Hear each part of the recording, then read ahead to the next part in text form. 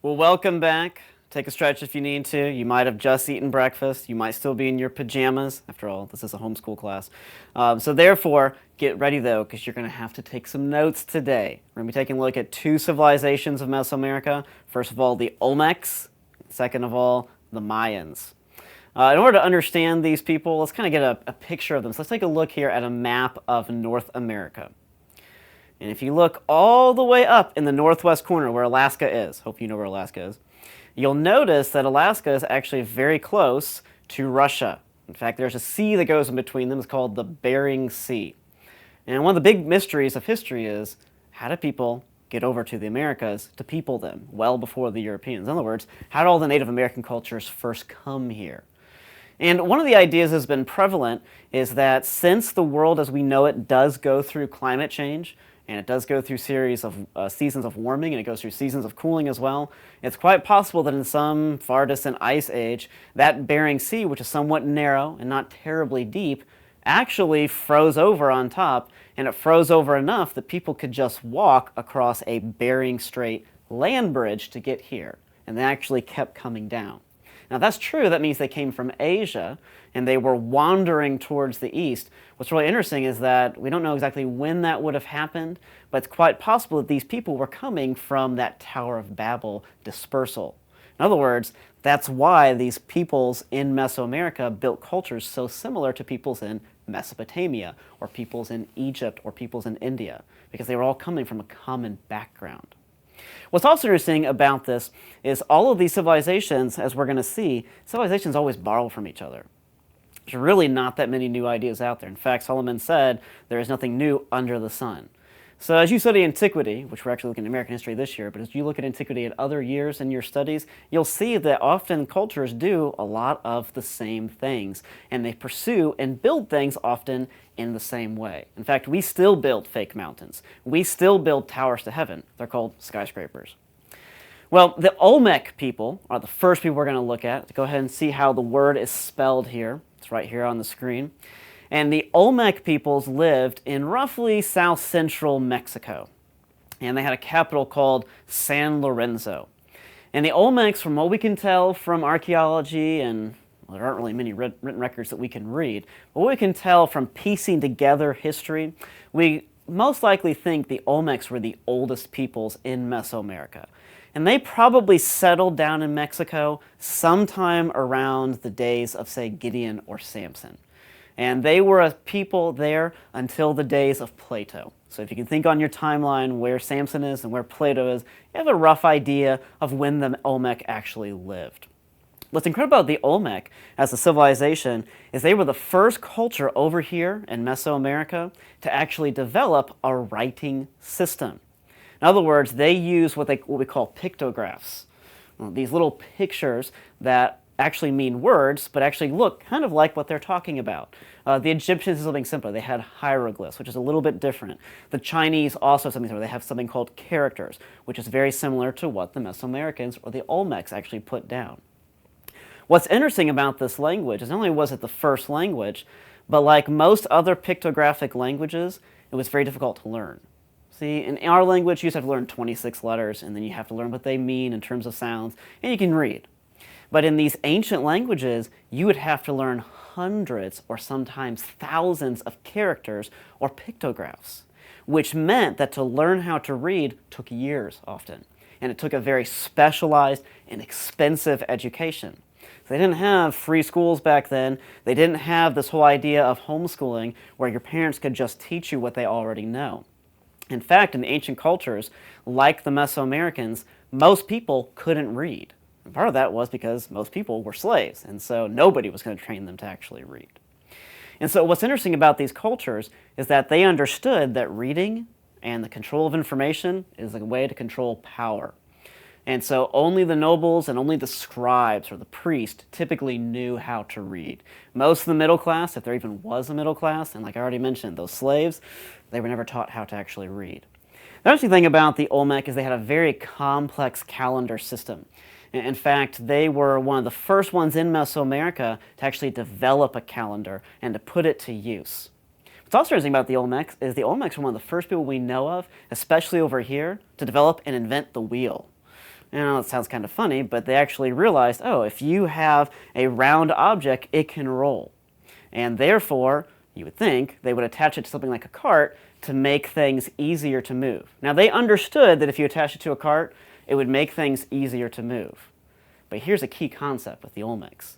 The Olmecs didn't apply what they knew to be true to what they knew to be right. After all, they had thousands of slaves to move things around for them. And so therefore, they just figured, I'd rather have this slave and this slave move my stuff around, or move my building blocks around, or move my supplies and my groceries around than actually have a cart to do it. And I don't care if his job is harder because he's a slave, and because he's low on that chain of being and he was fated to be a slave, it doesn't really matter what happens to him. So the Olmec, even though they had the wheel, they never used it, never applied it. So in many ways, it doesn't really matter that they had it because it didn't mean anything. The other thing about the Olmec is the Olmec, as far as we know, probably were the first to invent a game called Ulama. And the Ulama game is something you've probably seen in films or seen pictures of. It was a ball game. It was part basketball, part football, part wrestling, and part survival to the death type of game. It was played on a stone court that usually had seating above it, and there were two teams that played. Usually each team had about 4 players on it, and there was a vertical basketball hoop, if you can imagine it, and they played with a rubber ball. In fact, the Olmec actually had all these rubber trees around them, and so that's how they got the rubber. In fact, Olmec means rubber people. But what they did was they would take these rubber balls that they were able to make, and they would have these 2 teams play. One team was supposed to represent the gods of the underworld, and the other team was supposed to represent the gods from above. And specifically, the gods from above were supposed to conquer the gods of the underworld by beating them in this game. But this game was a lot harder than basketball. Sure, like basketball, you had to get that rubber ball through the hoop, but unlike basketball, you can't use your hands. And unlike, say, soccer, you can't use your feet. In other words, the Olmec had to use any other part of their body, their head, their shoulder, their elbow, whatever worked to actually get the ball through the hoop or to pass the ball to a teammate. And then, of course, what awaited you as the winning team was, of course, a great feast. And if you had to be the team that lost, that's okay. It just meant you would lose your head and be sacrificed to the gods. In fact, what we can tell from history is probably most of the games were rigged. Probably most of the time, those who were on the losing side had been captured from some other civilization and were being forced to play this game with injuries or with their hands tied behind their back or something like that that made it so that it was pretty certain they were going to actually lose. Another thing about the Olmec is the Olmec left behind all of these giant sculptures, these huge heads of their chiefs. And that's interesting because we also see that throughout all the world. The Egyptians love to do that. Those statues you see on Easter Island is another example of these gigantic heads that have been left behind. And of course, you can kind of hypothesize, okay, why might this actually been? But what we can tell about most of the time when this was done is usually the chief or the king or the emperor would leave behind this giant head because it was an image of himself. And it was a way for him to be recognized by the gods when he went to the afterlife. The other thing about the Olmec, and something that's very key to understand, is the Olmec have these strange statues throughout all of their empire, something called a were-jaguar. And you've probably heard of a werewolf, which is part man and part wolf. Well, were-jaguar is kind of like that. It's part man, it's part jaguar. And the idea was these were-jaguars were essentially gods that had to be appeased. And the way that we think they were appeased is what we found in the dirt around these statues. We found lots of little skeletons around these statues. In other words, the Olmec peoples sacrificed their children, or the children of civilizations they conquered, to these were-jaguar statues. So one of the realities of Mesoamerica and one of the darknesses that ultimately caused them to fall, just from how absurd they actually were. Now, the second culture I want you to actually look at today is a culture that's very famous, a culture you've probably read about before, or you've looked at some of their architecture before, and that, of course, is the culture of the Mayans. The Mayans were amazing. The Mayans were incredible. The Mayans were centralized in the Yucatan Peninsula. which is right here in Mexico. You can actually see it now on the map that's being shown to you. And the Mayans were very advanced at mathematics. They had an incredible calendar, for example, that was so accurate that it was the most accurate calendar in all of the world until the year 1752, when we started using the Gregorian calendar instead of the old Roman Julian calendar. But kind of the funny thing about the Mayans, kind of like the Olmecs, was even though they had this incredible understanding of numbers and how numbers work, they didn't know what that actually meant. They didn't actually know how that actually reflected God's glory. So instead, they became very superstitious. They had certain ideas that some numbers were really good and some numbers were really bad. Like they were obsessed with the number 23, for example. They were also obsessed with the number 52 because they believed that the whole world operated on a 52-year cycle.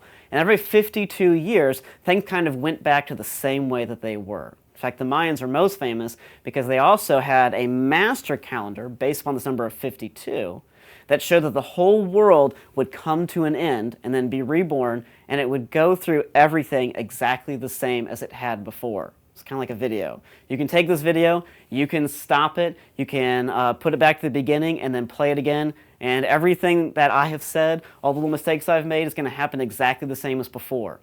The Mayans believed the same thing, only it wasn't with video, it was with real life. It was with your life. They actually believed that everything in this world would happen exactly the same again and again and again from here until, well, forever. As a result, the Mayans really didn't have much actual hope. What's interesting about the Mayans too, and take a look at this number 52 here.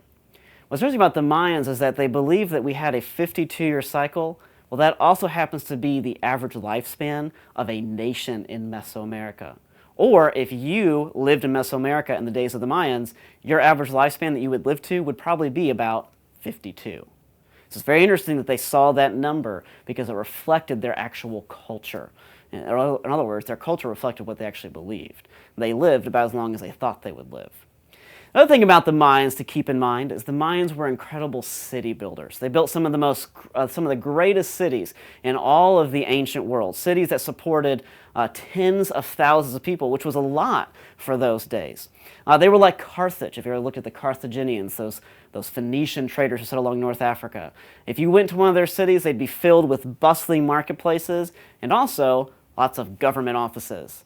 The Mayans like to control things. They like there to be a lot of money and a lot of profit for those who were in charge, and they wanted the ability to control that, so they had lots of government officials who made certain that the people in power kept their power and kept their money.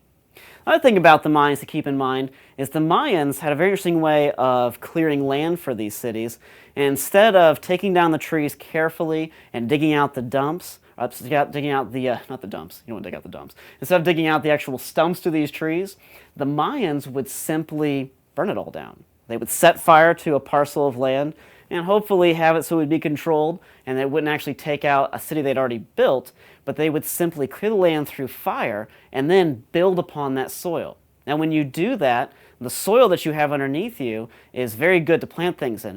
It'll produce lots of crops right away. But after only a couple of years, the soil is no longer valuable. Not only that, but the Mayans also planted heavily in corn, or what we called back a long time ago, maize. And by doing so much of corn and so much of maize, it allowed them to have very cheap and easy to produce food, but it also meant that they were destroying the soil without replacing with anything. They didn't practice what we call crop rotation. And so in many ways, the Mayans poisoned the ground below them by not properly using it. So even though they built incredible pyramids, even though they built incredible observatories, because they did not use the soil or use their materials well, and because they regularly sacrificed people and thought that they had to do so to appease the gods, and because the Mayans, even though they had a language, they never really recorded their history. They never recorded things to remember. As a result, the Mayans disappeared. And the funny thing is, we don't know what exactly happened to them. They weren't conquered by the Spanish. We don't know if a disease wiped them out, or more likely, all of these things together just caused them to die slowly from within. We'll talk more about other cultures in Mesoamerica in the next lecture.